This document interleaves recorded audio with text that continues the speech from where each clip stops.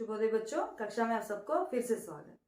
आज हम कक्षा में सीखने वाले हैं अभिकारी शब्दों के बारे में। Already we came to know that what are शब्द और कितने प्रकार के होते हैं। शब्द कितने प्रकार के होते हैं? उत्पत्ति के आधार पर, रचना के आधार पर, प्रयोग के आधार पर, है ना, वो सब सीख चुके हैं।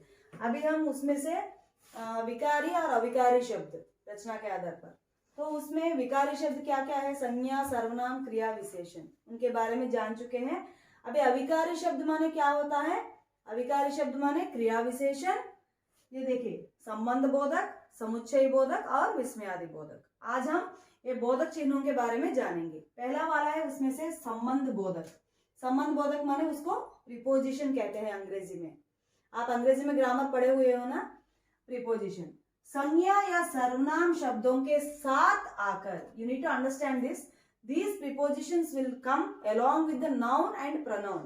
Okay, संज्ञा या सर्वनाम शब्दों के साथ आकर उनका संबंध वाक्य के अन्य शब्दों के साथ बताने वाले शब्द संबंध बोधक कहलाते हैं। अभी मैं आपको एक उदाहरण के सहित समझाऊंगी। अभी इधर देखिए, गाय, पेड़ दोनों संज्ञा शब्द है ना। If you take out this संबंध बोधक के नीचे, just imagine how sentence will be. Guy, cow, tree, बेटी है। What cow, tree sitting? There is no meaning, right? संबंध बोधक ऐसे उपयोग में आते हैं जैसे दो संज्ञा या सर्वनाम शब्द, either one can be संज्ञा, one other can be सर्वनाम, otherwise both can be सर्वनाम, both can be संज्ञा, anything. But telling the like joining the sentence, telling the meaning between these two. जैसे देखिए, संज्ञा या सर्वनाम शब्दों के साथ आकर, संज्ञा या सर्वनाम शब्दों के साथ आकर, coming along with the noun or pronoun, and उनका संबंध, they are telling the relation with the noun or pronoun words, वाक्य के अन्य शब्दों के साथ, संज्ञा या सर्वनाम शब्दों के साथ आकर वाक्य के अन्य शब्दों के साथ, मैंने अन्य शब्द, what are the remaining words? बेटी है, टेलिंग द रिलेशन, है ना। अन्य शब्दों के साथ बताने वाले शब्द संबंध बोधक कहलाते हैं। I will explain once again. Now you think, ये वाक्य में संज्ञा है, दोनों संज्ञा शब्द है, गाय, पेड़, है ना। के नीचे इज संबंध बोधक, समझ में आ रहा है? के नीचे संबंध बोधक। अभी बेटी है, सिटिंग। नाउ इफ संबंध बोधक इज नॉट देयर, गाय, पेड़, बेटी है, there is no meaning, right? Now the संबंध बोधक is helpful as to tell the relation between these noun or pronoun words and the remaining words. If संबंध बोधक we are using here, it is coming a meaningful sentence. Understand children?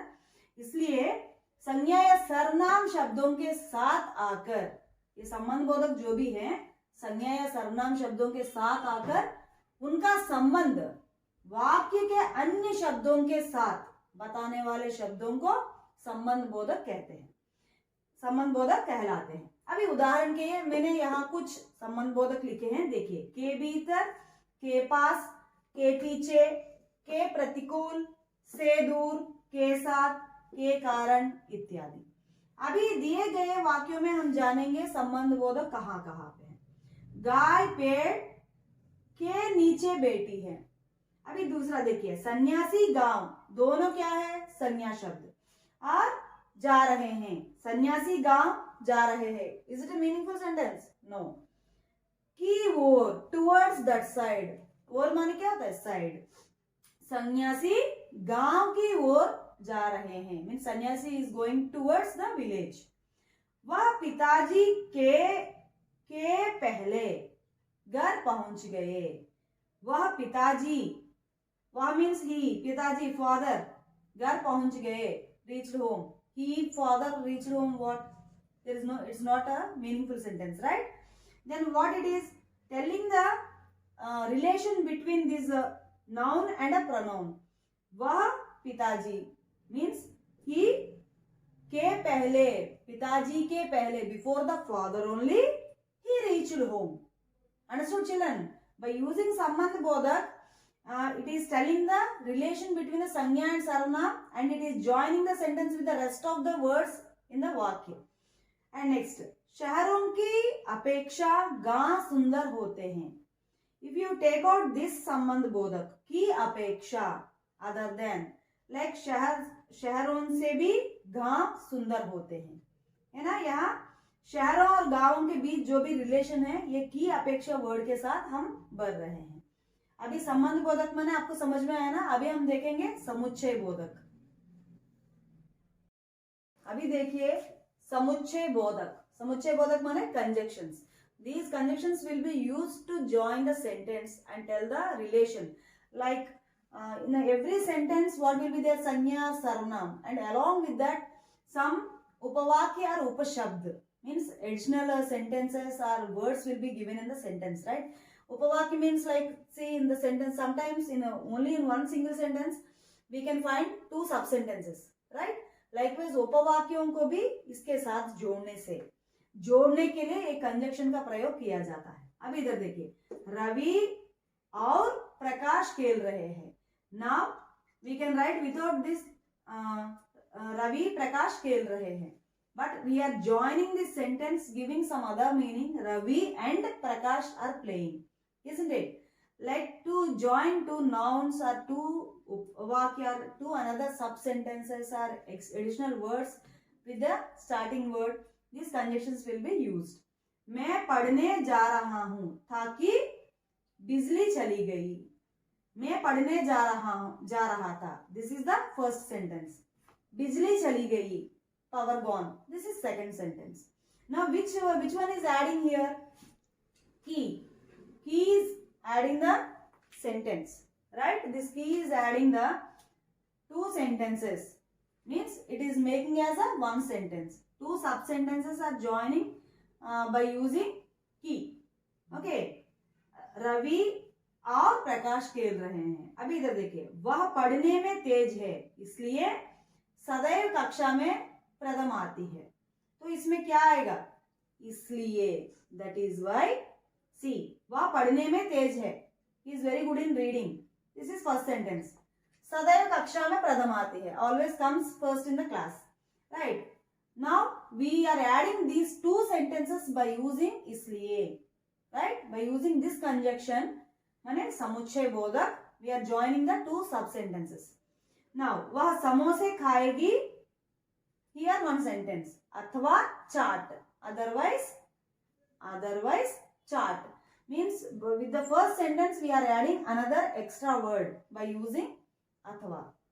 Understood children? अभी फिर से एक बार देखिए, जो शब्द एक पद या उपवाक्य का संबंध, जो शब्द which words are used to एक पद या उपवाक्य, either one word or a sub sentence का संबंध दूसरे पदों या उपवाक्यों से जोड़ते हैं.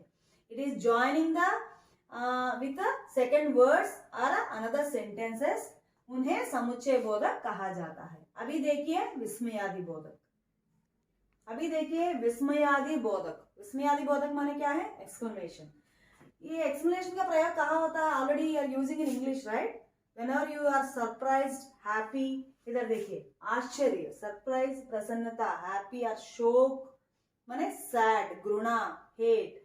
When you have all these feelings, आदि भावों को व्यक्त करने वाले शब्द, means expressing all these feelings towards this explanation, विस्मयादि बोधक कहलाते हैं. जैसे हम आश्चर्य, प्रसन्नता, शोक, घृणा ये आदि भावों को हम एक्सप्रेस करते हैं ना, एक्सप्रेस करने के लिए हम किसका प्रयोग करते हैं? विस्मयादि बोधक का प्रयोग करते हैं. इसलिए ये सब शब्द विस्मयादि बोधक में आते हैं. जैसे ये प्रायः वाक्य के आरंभ में आते हैं. Mostly these explanation comes only beginning of the sentence, और इनका संबंध वाक्य के शब्दों से जुड़े नहीं होते. समझ में आ रहा है? These explanation words, like whatever words we are using, it's not related to the वाक्य and it's not no connection with the sentence. These words, विस्मयादि बोधक चिन्ह, this explanation का प्रयोग किया जाता है. Along with the word, we will use this explanation mark. Now see how to spell. When we write a explanation, that accent also, that modulation also you have to change. Like how? आहा, मौसम खुशनुमा हो गया है ना? Like you are expressing your happy. अरे तुम तुम यही थे? हाँ, you're here only.